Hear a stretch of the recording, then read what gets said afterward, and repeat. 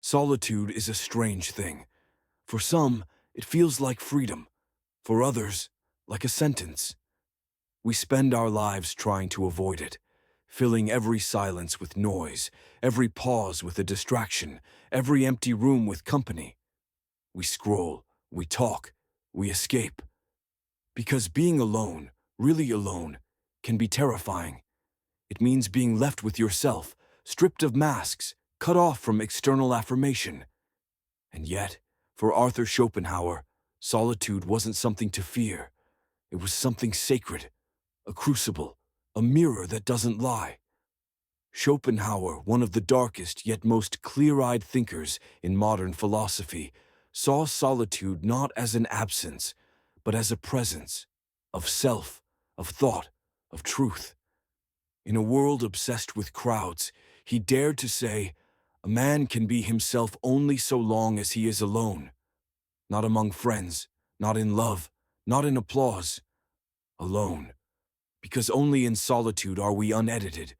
There is no audience to impress, no role to play, no expectation to fulfill. There is only the raw encounter between you and your own mind, and that, Schopenhauer believed, is where philosophy begins. But why do we run from this state so violently? Why is modern life structured to keep us constantly stimulated, constantly connected, constantly performing? Because solitude reveals what we spend most of our lives hiding, our fear, our emptiness, our dependency on others to feel valuable.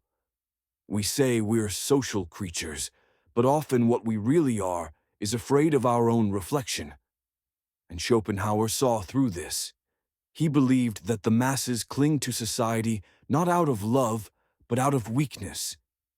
Ordinary people, he wrote, are not capable of enduring solitude. And so they drown themselves in the superficial, gossip, noise, trends, imitation. For Schopenhauer, this wasn't cynicism, it was realism.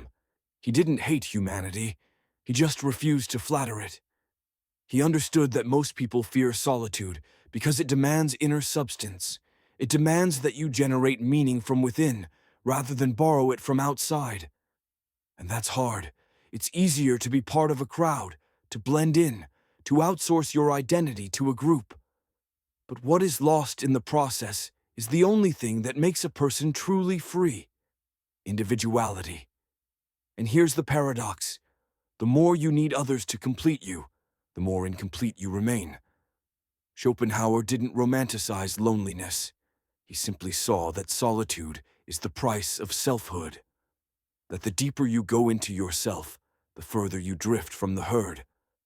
But in that distance, something else appears: clarity. You begin to see not only yourself, but the world, with different eyes.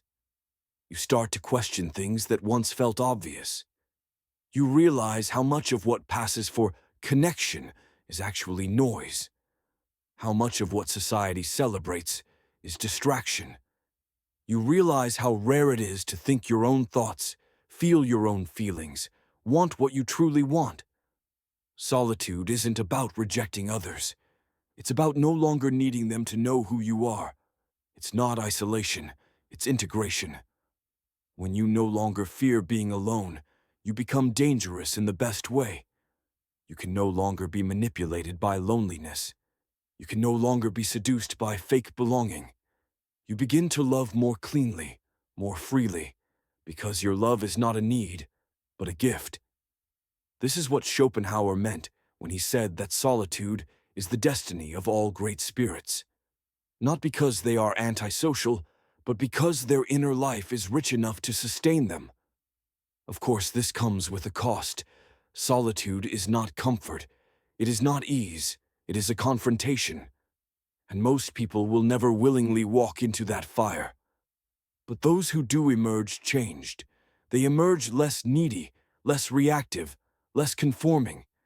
They become, in a word, sovereign.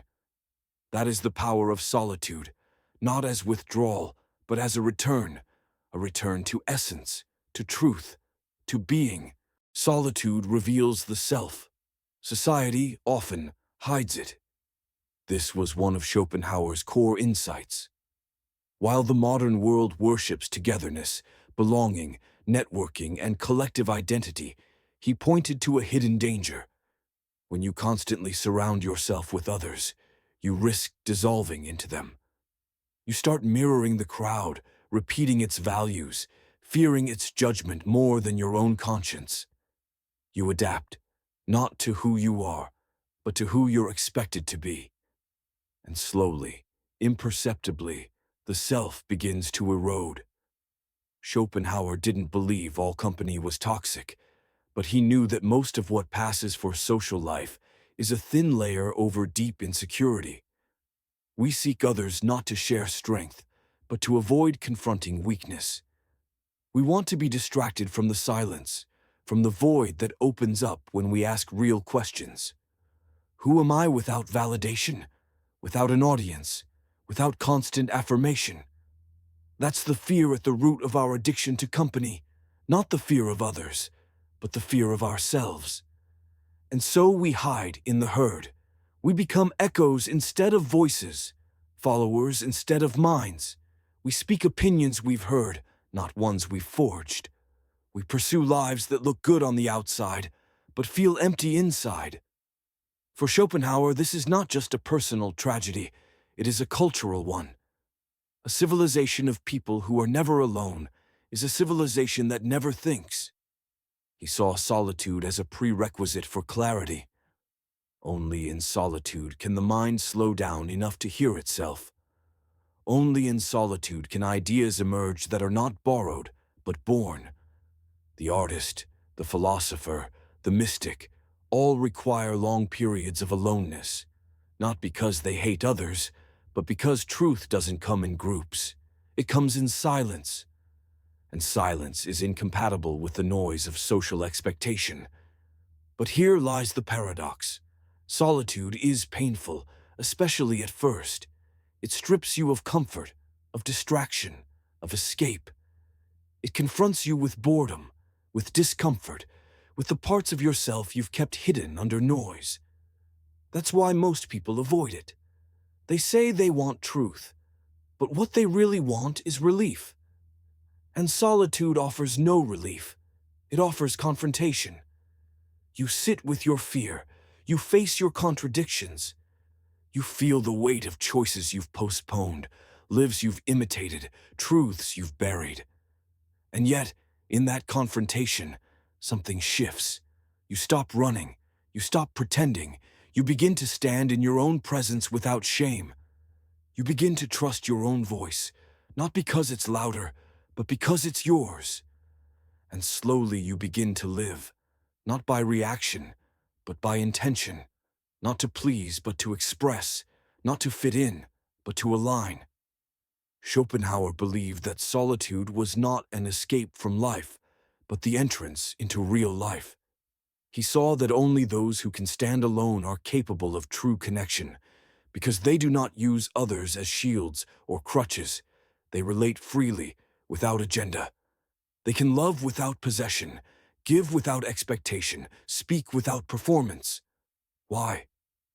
Because they are anchored, not in roles or status or approval, but in themselves. This is the gift of solitude, integrity.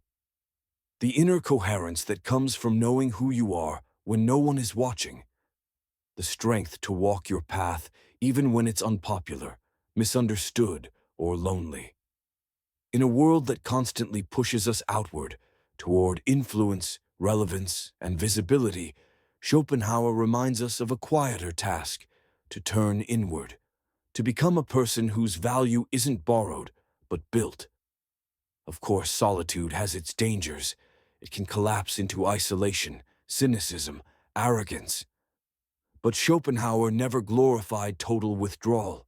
He warned against becoming misanthropic or cut off from reality. The point is not to avoid people, but to no longer need them to exist, to no longer let your reflection in others be your only mirror. True solitude, he believed, prepares us to return to the world, not dependent but discerning, not desperate for company, but capable of real communion. In the end, The paradox of being alone is this: when you no longer fear solitude, you no longer fear yourself. And when you stop fearing yourself, the world loses its power to control you. You become free, not by escaping society, but by stepping into it without needing it to define you. So let the world celebrate noise, connection, exposure. Let it fear the silence. But let those who seek truth honor solitude, not as a retreat, but as a foundation. Because it is in solitude that the real work begins, and it is only from that quiet, centered space that anything truly original, honest, or beautiful can emerge.